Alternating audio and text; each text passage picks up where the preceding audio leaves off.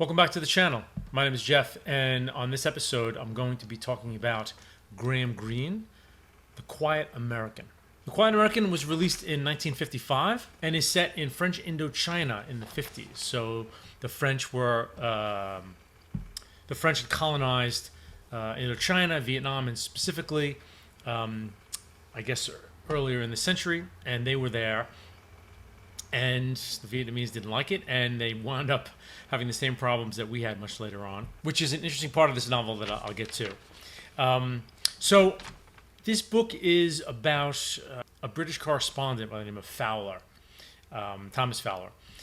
It's narrated from his point of view, and he's been in country, we guess, for years, reporting on what's going on. And they're in the midst of the French Indochina War.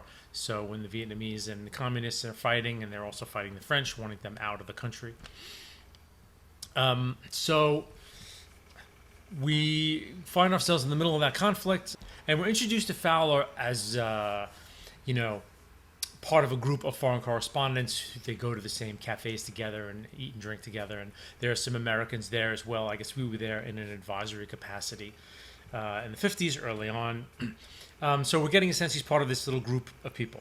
And he is married, wife back in the UK, but he has a Vietnamese mistress by the name of Phuong, and she's just kind of been with him also for years.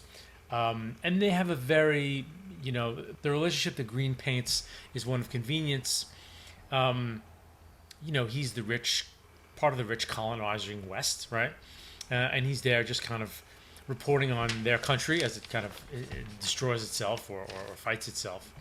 And poor Phuong and her sister and her family are poor, destitute. She's basically a prostitute who kind of just stays with Fowler for the most part. But she's poor, so he's kind of like a small savior for her. And it's kind of a very, very, they have very much a relationship of convenience. So the novel proper kind of kicks off when this American, the Quiet American of the title, by the name of Alden Pyle, shows up to Vietnam. And the Americans are there, again, in an advisory capacity. So this character Pyle comes in, and he's all charged up. He's been reading the books of someone named York Harding. I guess Greene meant to kind of sense that there's a lot of theory, a lot of political theory about what the West should do about, third world countries. And so Pyle comes into town thinking he really kind of knows what's happening and what to do. He's very young and innocent and brash. And he quickly falls in love with Phuong. Very ardently. He doesn't really recognize kind of the relationship between Fowler and Phuong. Kind of feels like, instantly kind of is very righteous about it. And he kind of accuses Fowler, I don't think you're going to do right by her, and I'm going to marry her and bring her back to the States, and Fowler's like, whoa. But he knows kind of in a way that Phuong would leave him if Pa was going to really make good on it. So there's this interesting dynamic between the three of them. So the novel progresses, and as we get further and further into the novel, we get a sense of Pyle's education as he's there and Fowler as he's observing it. There's a tragic ending. Actually, it starts off, Pyle has been killed. And I'm not spoiling anything because it's like the first chapter of the book. So the whole novel is told in flashback. Pyle is dead, and the novel is basically going to purport to tell us how he died. And it's, for the longest time, we think that, that it's going to be kind of a very dispassionate political death. And then as the novel continues to roll on and on and on, we recognize that some of the players in the novel might be responsible. It gets a little interesting. I'd enjoyed reading it. I don't think I fell in love with Greene. I had read a Greene book years ago, I think The Heart of the Matter, and I barely remember it, which to my mind means, he might not be a writer for me. He's interesting as a writer. He's one of the classic good English writers that have those wonderful sentences that you just love, that you just, I tend to, there are times when in my reading life, I think like, okay, I need to read like a good mid-century, a British writer, because they just have a certain way of putting words together that I think mid-century American writers went their own way, and the language kind of changed over here. But the Brits sort of kept more of a archness to their language. in my opinion, from the little bit that I've read of both mid-century writers, not a ton. So what's interesting is that sentence for sentence, I kind of love his sentences. He has a beautiful, brisk way of writing. It's when he puts the sentences together to make paragraphs and pages, when he becomes diffuse. He had a very weird effect on me. And I was reading him and enjoying the sentences, but there were times when I felt that it wasn't making sense to me, or I wasn't quite getting what was going on. I would go back and read paragraphs. There are times when I felt he had moved to different places very quickly, and I thought, oh shit, we're upriver in this other city now. How the hell did we get here? So there's a density. It's a very odd style. There's a density to his sentences that's very powerful.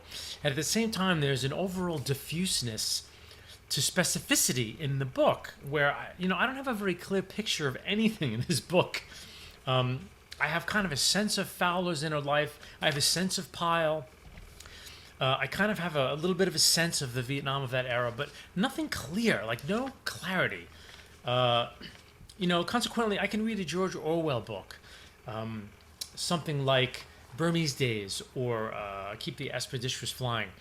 And Orwell has the same clarity of sentences as Greene has, but he also has clarity of paragraph and clarity of affect, where I know where I am with Orwell. It's very clear, it's very clean, I can see things, I know what's happening. Where Greene has this weird little pixie dust about him, where I'm sort of like, what are you doing? I don't really know exactly kind of how he's doing what he's doing. I can't put my finger on his style. So it was a very interesting experience. I don't know that I would read that much more Greene. I think I would, at some point, I may try something else. Maybe Power and the Glory. I know there's something he wrote about a priest in South America. That might be the Power and the Glory. And he wrote, I think, Ministry of Fear. So it's interesting. He's written books that seem to me kind of like thriller-ish books, and then he's written books that clearly are literary attempts. But one thing I wanted to talk about with Greene, it was something that I heard on one of Steve Donahue's channel shows, where he's talking about, I think he did a tag, or I can't even remember what the hell it was, frankly, but he talked about literary writers as being the worst at craft. And I remember it struck me at first. I was like, what are you talking about, like at worst at craft? But I think what he's getting at, and I think it's funny that I heard him say it, and then I was kind of reading the Greene, and I was like, oh, wait a minute, I think I get this. That literary writers, for whatever reason, they're looking to do things with language, they're looking to do things with character, they're looking to do things with place, kind of things that are outside of what a popular novelist's meat and potatoes are, meaning you want to turn the page, plot, character, the book moves, it's clear, there's suspense, you want to see what's going to happen at the end. And I think what he's talking about is that literary writers really eschew that kind of stuff. They're like, that's kind of popular storytelling. I'm a novelist, and I'm interested in some other stuff. And it's funny, it's true to a degree. I don't know that he's very cut and dry about it. But I discovered it in this book. There was a sequence where Pyle and Fowler go up country. I think they're down in Saigon, and a lot of the fighting is happening in the north. So they go to the north, and they get stranded up there. And there's a scene in this small town upriver where we know there are snipers around, but they have to move from one place to another because another force is coming, and they think someone might be dead, and so there are all these elements that Greene kind of can work with, in a sense, to create suspense. And he doesn't do anything. Like the whole passage is very dull. Not dull. I mean, the language is there, and he's evoking sense of place, and there's some conversations happening.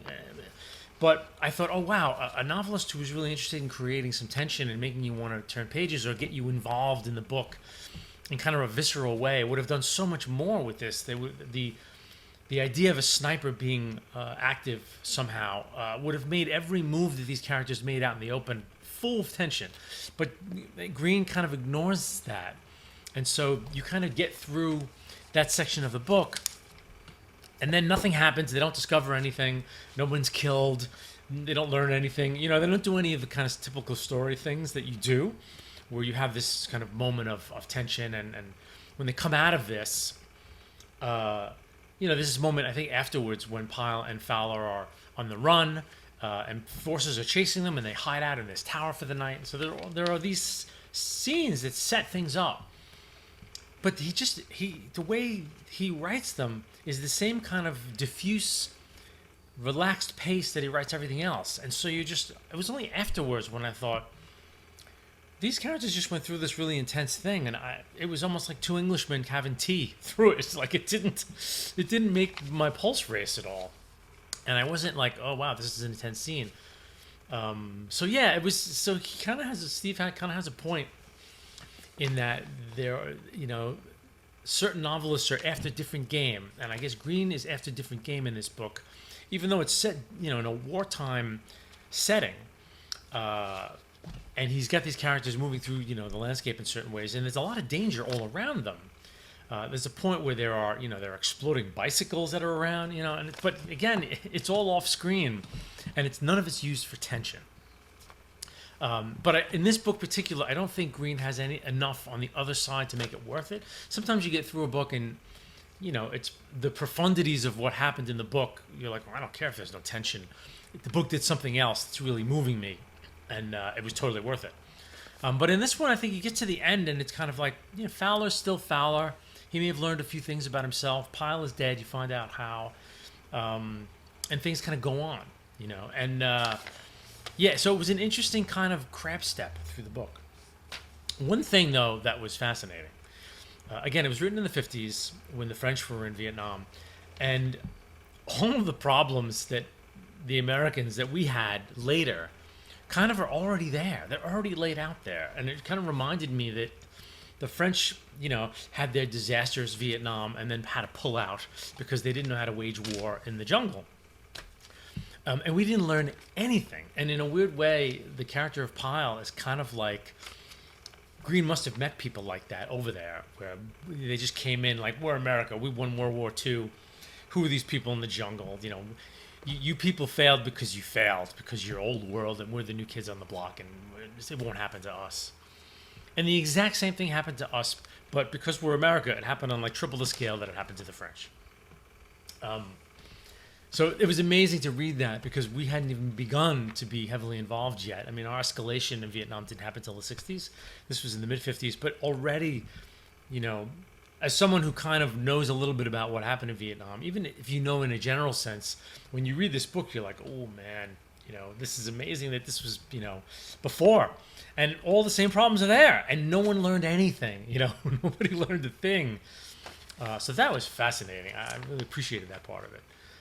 But yeah, overall, it was just kind of like, I don't know. It was as a reader, I guess it was like, oh, I learned a little bit about Grant Greene. I had these little bit of thoughts about style. There was some interesting bits about history that I learned, but it's not staying with me. And I feel like, if I didn't do this report on it in a sense for my channel, I think like in 6 months I'd be like, oh yeah, I read A Quiet American. It was about a quiet American, I think, in Vietnam. I don't know that I would remember it. So I'm curious. I'm not sure if I'll go back to Greene for something else. There's so many writers to read, but I'm glad I read it and I got a sense of him for sure. So anyway, that's all I've got to say about The Quiet American. Thanks for watching.